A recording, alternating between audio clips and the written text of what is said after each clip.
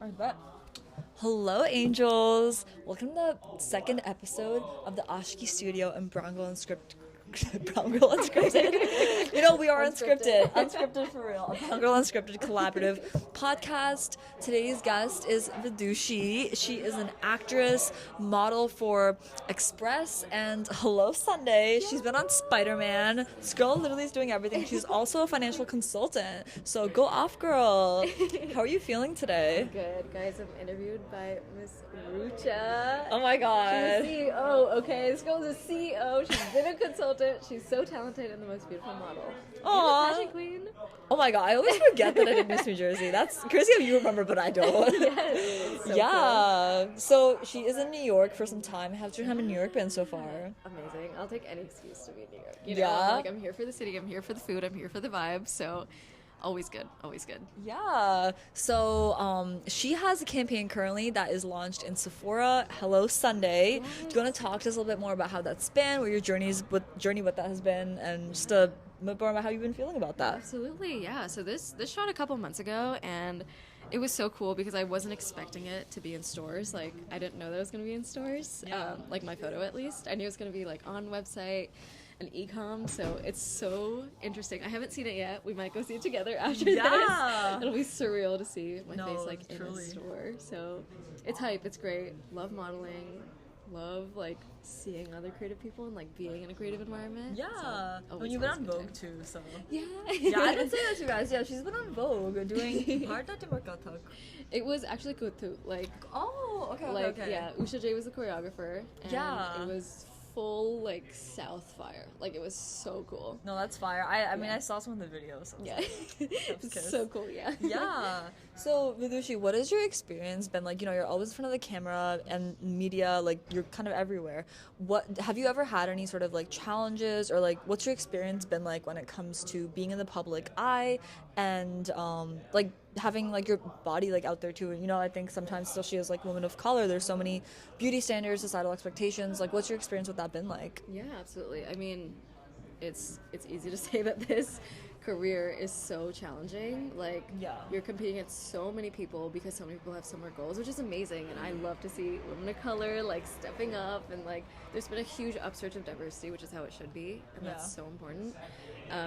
I've been really lucky where like my agents, people I've worked with. Oh, you're right. Yeah. My agents and the people I've worked with have never like.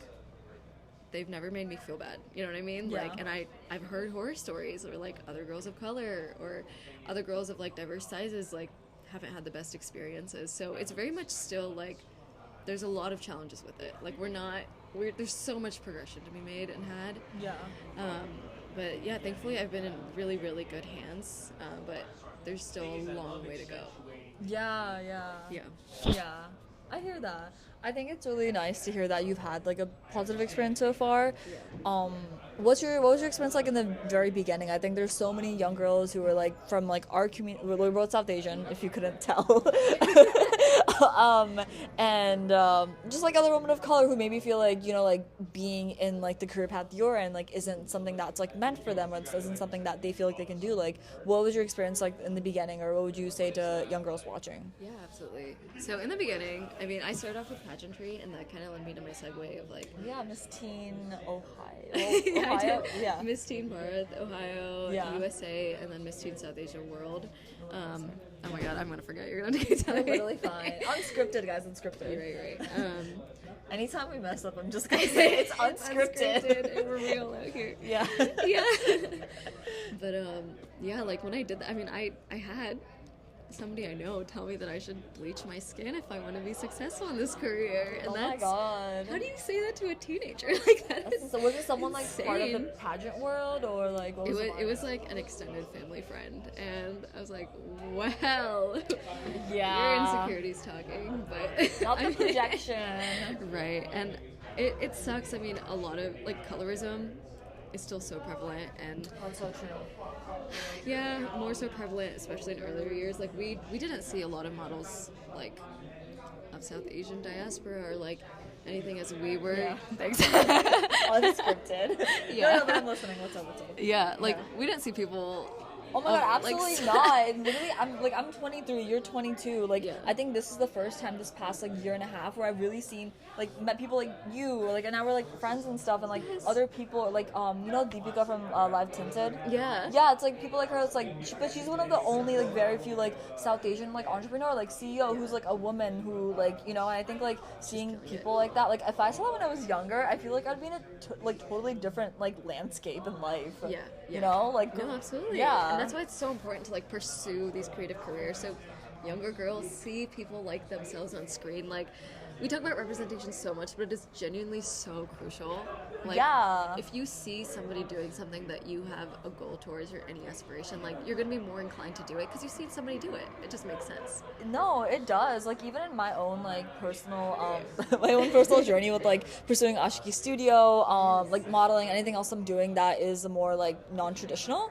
I think that like what helped a lot is like seeing other women of color, like brown women, like on social media, like people who are authentically posting their content about it. I think like, and being real about what it is, like, yeah, like honestly this is hard, like I got like lashback for this, I got this, is that the right word, lashback or what's like, I don't know what the word is, y'all, you can comment below and let us know what the word for them, but like just like just like got like, I don't know, comments and stuff like that, right, for pursuing something that isn't doctor, lawyer, engineer, and I think like seeing the representation for that, it made such a big difference because you're like, no, like this is actually possible. I think for me, like the biggest person, like we had Superwoman growing up, so I think that was a big plus for us. Like I think she really, like, even though like now I feel like people sometimes call her like cringe and stuff like that, but I'm like, no, I think that like she really broke the barriers for so many of us, where like now like slowly it's like you don't always have to say like South Asian model, you don't have to say South Asian this, like you still have to sometimes, but it's like it's different, yeah. What's your experience been like, I guess, like in growing up with like Lily Singh? Yeah, Dude, yeah, I was gonna say, like, creating a career for yourself that you really want, like putting yourself out there, it's gonna be cringe. Like, people are gonna think it's cringe, and it's like, okay, it sucks for like a second, but nobody's gonna call you cringe like as when you you're blow excelling. up. No, exactly. Yeah, then they're gonna be like, oh my god, we used to know her, like we were friends, and it's like, girl. Yeah. And it's like, it's so difficult for a soul to put yourself out there, and especially like what Lily Singh did. It was an incredible time where we're seeing so many like YouTube creators, right? And that's so difficult to put yourself out there, to have that courage to like, and she did so much work. Like, she scripted everything. Like, that was all her. Like, that is insane. And to make a beautiful career out of that, where you're empowering other people and, like, bringing joy to people, like, making people laugh. It's amazing. Yeah. No, like, really, even sometimes to this day, like, I'll literally pull up some of the videos if I'm in a bad mood, and it's just, like, it's, like, funny, because it's something I used to think was funny so much, like, when I was growing up, Yes. And I can imagine even with her, like, growing up and having, like, any comments, like, because, like, she's literally imitating her own parents and family and stuff like that, so I bet when she first started doing that, like, there was just chaos, I can't imagine, someone's family is just, like, okay with that, like, on, like, publicly, especially with, like, how our community can be sometimes, like, that doesn't sound like it's, Yeah. Well, one thing about brown girls, they're ambitious. No, literally, yeah. Groundbreaking for sure. Groundbreaking, yeah. So I guess, like, kind of going on to, like, the next topic, or not next topic, but just, like, a little bit more off of, like, what we were talking about. Like, what do you feel like, in your experience being, like an actress, for example, right? Like, what do you feel like was, like, a barrier that you had to break when you, like, started out, like, after pageantry, breaking into, like, acting? Yeah. The biggest thing was probably my own imposter syndrome. Yeah. You know what I mean? Like, we all go through it, but it's especially when, like, either you're the youngest on set, you're one of the few people of color on set. Like, with pageantry, I focused very much on, like, South Asian pageants. So it was very different, you know what I mean? Like, I was flaunting in lehengas, and that was, like, a different community, which was amazing. Yeah. But then going into modeling and acting, where, like, I'm from the Midwest. It is not the most not diverse friendly. So you're like the one like person of color on like the company website. It's giving that, yeah. Literally, and you have to be so confident in yourself just to like push past that and be like, I deserve to be here. This is my goal. I worked hard for it. Yeah, and like you created a for a seat for reason. yourself. Absolutely. Yeah. how do you feel with like your modeling and like your pageantry experiences? Yeah, I mean, like, honestly, I think that it was a similar thing where, like, I think, like, not seeing representation growing up like that, I definitely have the same imposter syndrome. Like, when I did, like, Miss New Jersey, I think it was, like, That's a big pageant. most of the people there, like, were not, like, people of color. I would say, like, there was still, like a good amount where it was, like, okay, there's people there, but I think, like, some diversity, but like I think my own imposter syndrome definitely like got in the way sometimes when it came to like feeling like I can like talk to everyone or like walking in a specific like stuff like that, right? Like I was just like not as confident as like I feel like I am now after having experienced that and being like, okay, no, like I can do this, right? Like so I think like that is definitely something for sure.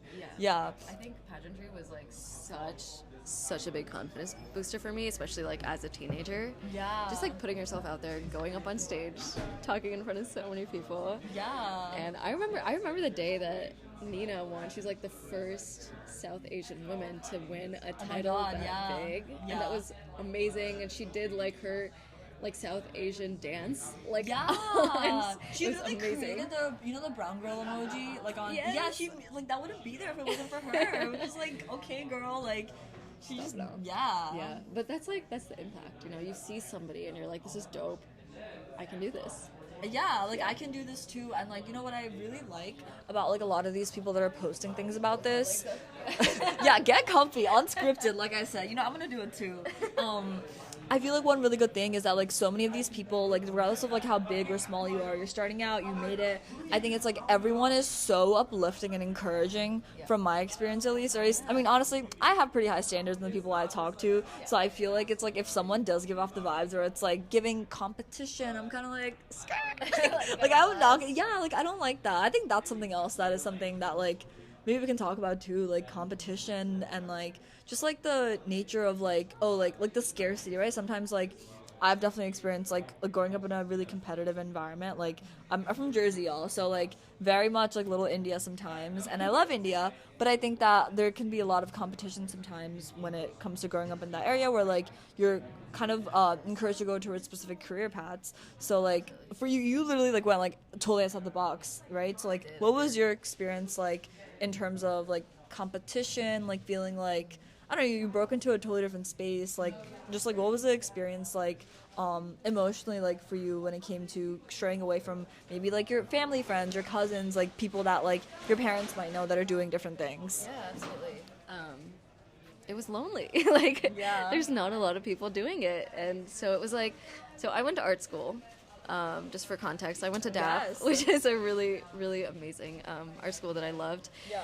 And, you know, like, there was like maybe like one other Desi girl in the program. Yeah. And, yeah, it was very interesting. It was very different, you know, and I mean, I still stand by my decisions, and I think that, like, whatever I did has led me to where I am, so no regrets, absolutely no regrets, and hopefully that'll, like, help me produce and stuff in the future. That was, like, my main goal. Produce, like... Yeah, commercials, photography, hopefully, like, down the line. Produce that? Down the line, yeah. I didn't know that about you. Hire as a producer. Down the line.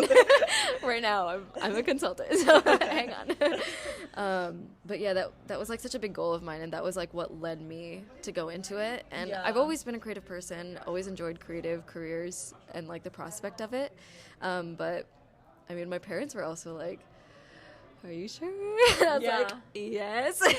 Yeah, and I will say, like, my parents have been so great about everything. Like, so my brother, he owns a startup. So he went to Berkeley, and he was a Thiel fellow, so he actually paused undergrad. Like, my parents were like, I mean, we had a lot of conversations at our house, but they were like, okay, we're willing to, like, support you with your startup, which is such a big deal. Like, you go to Berkeley, and 2 years in, he's like, I just want to work. And they were like, okay, so we got one son, breaking some ground here and being a trailblazer, and it was dope. He's doing great. And then with me, it was like, finish your degree. Shut up and finish your degree. Finish the degree at least. Yeah. My parents are both PhDs, so they're like, oh my god, yeah. Hold on. Someone needs to have at least one degree. Literally. And any chance they get, they'll be like, if you want to do your MBA, feel free. Like, yeah.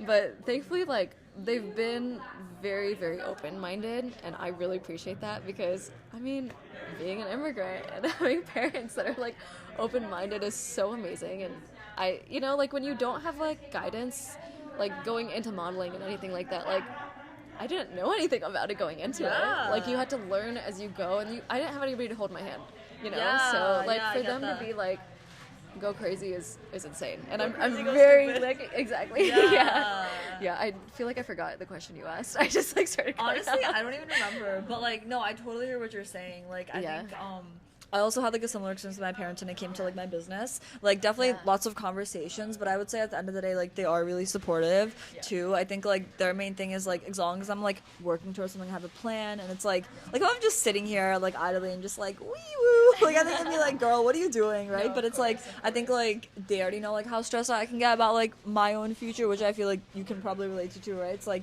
you're the most concerned about your own stuff, so it's, like, no matter how much someone else worries or, like, anything, it's, like, I don't know, I think there's something to be said about, like, just the fact that, like, when your parents can see that you're working towards something and you're working hard, like, I think hard work speaks a lot louder than, like, no matter how many conversations you have, you know? Yeah. They just see you, like, that action means everything. Yeah. Speak louder than words. Exactly, yeah. What would you say is, like, something that you wish you knew when you started out your journey? Yeah.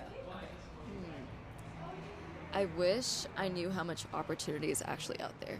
Like, I wish, like, I understood the scope. And honestly, like, you grow and you learn, right? Yeah. But, like, what little girls and boys and everybody, all, like, children are seeing now is much different than, like, what I had perceived growing up. Yeah. Again, because of the lack of representation, but also because, like, I just didn't know enough about the industry or the world. And I'm grateful to be, like, so delved into it now. Yeah. But, like, there's so much space for people of color, for, like, people that want to pursue it. Like, your biggest competition is yourself, because you're going to meet so many people that genuinely support you and uplift you. And, like, again, did not have anybody to hold my hand, but, like, I have so many people that are willing to, like, push me forward now. Yeah. And it's like when you meet the right people, it does not feel competitive. It feels like you're meant to be here, and when you go up, you uplift others, and when your friends go up, they uplift you.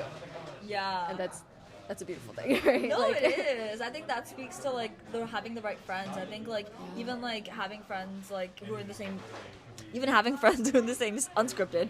Even having friends who are in the same space as you, it's, like, you should be uplifting each other. It's, like, you know, when I first started out, like, modeling, like, I was in Philly, and I think, like, I had friends who were modeling, too, but it was never, like, a competition thing. It was just, like, oh, my God, like, I feel like you'd be a great fit for this, and you take them along, or, like, you recommend them for this project, and I think, like, that's exactly how it should be. I think, like, having an abundance mindset, which I think is big, you know? I think, like, a lot of our generation is kind of, like, or at least a good amount, is, like, breaking that, like, scarcity mindset thing, where it's, like, you can be confident, like, you get to be confident. I think it's a choice, and I think, like, you know, like, when you do have that mindset, like, good things just come to you. Like, I'm a very much, like... You think you deserve it, because I think in life, you literally get whatever you think you're gonna... Like, I know that sounds a little bit, like, unrealistic or whatever, but I think it's true. Mindset is so important. Yeah, mindset is so important. I think it's, like, you get whatever you think you're gonna get. Like, and not just aimlessly, but, like, if you, like, really put your mind to something and you make sure that, like, nothing gets in the way and you're, like, hell-bent on it, like, you're gonna get it. Like, you're gonna get it. And I think, like, you're gonna, like... It's, like, have you ever heard that, that thought, like, I blanked. The quote that's like, oh, like, if you see opportunity, if you think there's opportunity and you're looking for it, you're gonna find opportunity. But if you're looking for reasons why, like, you're failing at something, like, you're gonna fail, because then you're not gonna be enough, because you already think you're a failure. So then, like, you're just feeding into that negative mindset. Yeah. And it's hard to get there, for sure. You know what I mean? Like, it's hard. Way easier said than done. Yeah. But, like, to have, like, the confidence and, like, pride in yourself to be like, cool, I've done this, I deserve this, going onwards. But it's also, like, don't lower your standards. Like, if you see something, like, there's clearly a goal or vision in your mind for a reason. Yeah. And perhaps the universe has, like, every intention of making it happen. Yeah. No, I think that's so real. I think, like, I forgot what you... What was it you said? So the universe has the universe, oh my God, yeah, the universe intentions, whatever. Yeah. Oh my God, let's take a second for... Oh yeah, the universe. Yeah. No, I think that too. I think it's like if you really set your like you said, like mind to something and you have that intention, I think it's like the right people. Like, have you heard of law of attraction? Yes. Yeah, I love that. Literally, it happened with like so like I have an uncle, right?